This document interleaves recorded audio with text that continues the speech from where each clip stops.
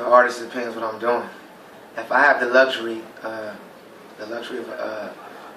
my own stuff, I have all the time in the world. You know, I mean, record companies hate me too because I take forever with my own stuff. I have all the time, but if I'm working for artists like, let's say Snoop, I've been working with him since 16. I remember the first time I cut my first record that came out with Snoop. I was in my junior year of high school, and since that was kind of my intro into really production with a major artist, Snoop had a studio at his house, right? And at this time, we maybe 4 or 5 drum machines, keyboards, and 4 big screen TVs, about 7 pimps over here, 10 guys on the run for murder over here, his family over there, his uncle barbecuing over there, and also about 10 of the most amazing producers in the world down there standing in line to let Snoop Dogg hear a beat. But Snoop wouldn't take beats. He would have the equipment, and his thing was like, yeah, why don't you cook up something for me right now? In the room full of people talking, the football game is going on, the basketball game is going on, Snoop's playing video games, everybody's loud talking, but he's like, yo, why don't you cook up something right now? Now this is your chance. This is a life-changing chance, you know. One thing good about my jazz life, what that did, is the fellowship of the jam session, especially in New York.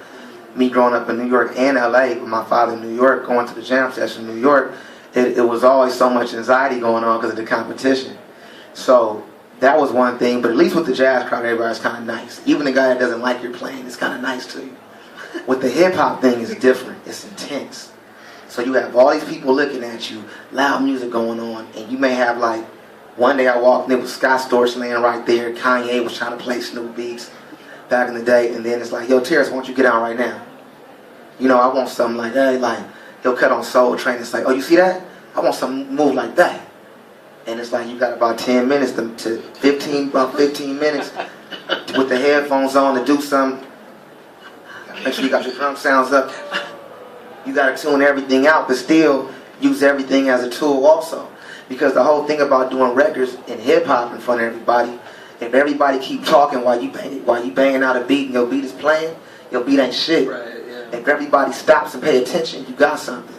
So young, I always knew, I didn't know shit, but I always got lucky with having the records that stopped everybody, in front of everybody. So for me, whether I'm alone or in a room of people, if you had a drum machine right there and you say, yo, we got about 30 minutes, I'm going to get down. Whether you like it, I don't know, but I'm going to get down and have something completed for you to start off with. So it's just all different ways, you know. I mean, when I'm working with different, like I work with Herbie, it's very intimate, it's very me and him, and trying to figure out harmony and on the bridge for like 5 days, and it's a different, you know, thing. I was just about to go there. I mean, the sort of elephant in the room right here is you and Herbie. How's it working? How's it going? And how did it start off? It started off with Flying Lotus gave the introduction to Herbie. He was working with Herbie first on his stuff, and then Flying Lotus told Herbie, you need to check out To Pimp a Butterfly.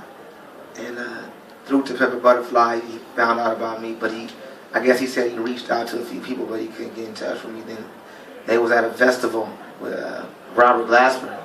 He asked Robert, do you know this guy named Terrace Martin? Perfect, you know. So Robert called me right there from Korea. Like, man, Herbie looking for you. He showed me the phone with all your records. He's looking for you. And I was like, man, stop pulling my leg. I told Robert, I said, man, you better stop fucking with me, man. Don't do that to me. I ain't got time for that shit. And I hung up the phone. And then I got another call from a trumpet, my friend named Keon Harrell. Me, Robert, and Keon grew up since 15 together. So Keon called me and said, let Robert tell you. But I was standing right there, and Herbie's looking for you, but let Robert tell you. I said, he just called me. He said, well, call him back. And, you know, Herbie, you know. So I called back. Robert's like, oh, he walked away. So I was like, all right, whatever.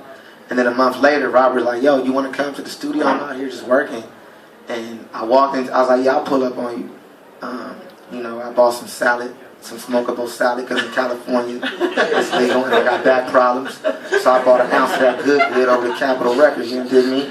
And I walked in and I was like, what's up, Rob? And I saw my friend Ambrose, and and I saw Wayne Shorter, and I was like, and then behind him I kept hearing a guy named, oh yeah, and it was Herbie, you know. Amazing. And then we hooked up, and then you know, we've been working ever since. You know what I'm saying? Can you talk about that process? I'm sorry to focus. No, it's cool. Yeah.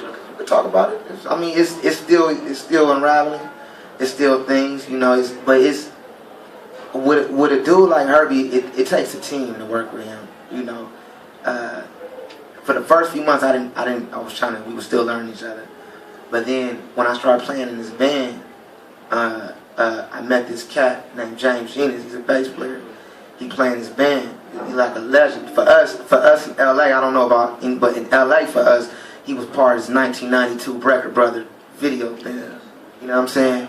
So yeah. So by the time I hooked up, and I saw on the bandstand, I saw at a rehearsal he communicated with Herbie, and I saw he was the only one that was able to speak a certain type of language, just to bring things together. He was, you know. So then, when he got involved, I learned from him how to communicate. But now, he's helped me out. It's like a whole family that's helping out this whole record thing, you know. But everybody brings ideas on the situation. But now it's getting to a point where we're moving through it at a smooth pace right now, you know. And every day is different. Every song is different. Every creative aspect is different. We have like 7 terabytes of music. Well, wasn't there like a spring date when an album was supposed to come out? I don't get into album dates. You gotta ask record companies for that. Right. I don't get into that shit. That's why they mad at me now. Like, I can't give them no date for nothing. For nobody, you know. You know. But it's tricky working for Herbie Hancock, being for me personally, because I remember, you know, like where I come from, like it's like the biggest dream in my neighborhood is getting a post office job, or working for the city, or you know, everybody want to be a doctor and lawyer. I didn't grow up with that. I grew up with, you know, if I'm gonna live to 18, I might live to 21. If I'm gonna live to 21, I might live to 25. If I make it to 30, I might die of natural causes. So this was a real thing where I come from, and I grew up in a gangbang element.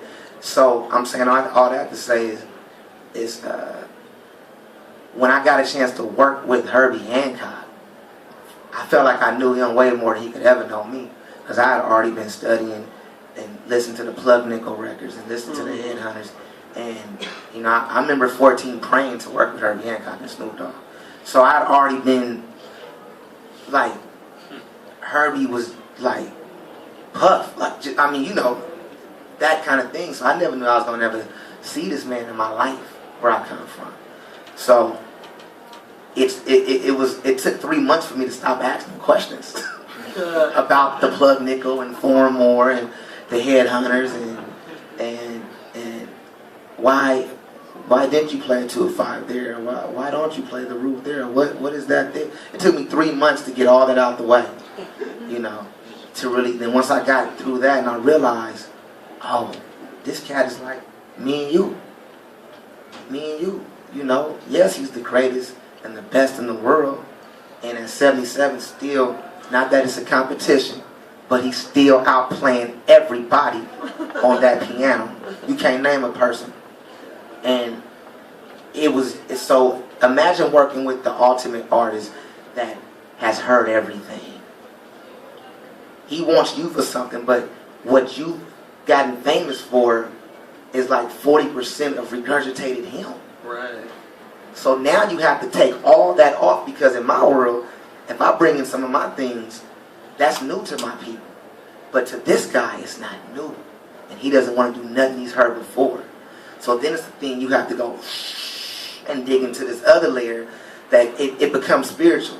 It becomes spiritual because you really have to go into a deep thought on releasing yourself from this situation. You got to take yourself out of the situation and just become a vessel for just anything to come in that could just not be the norm. You know what I'm saying? But the twist is not be the norm, but still make it where the ear could love it.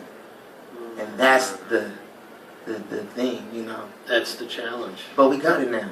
You understand me? Yeah. It took a little while, but with the help of a lot of people, man, you know, it's working out. Can't wait to hear the music tonight. 10:30 at Amazon. Thank you for sharing that story. It's all good. One of the things that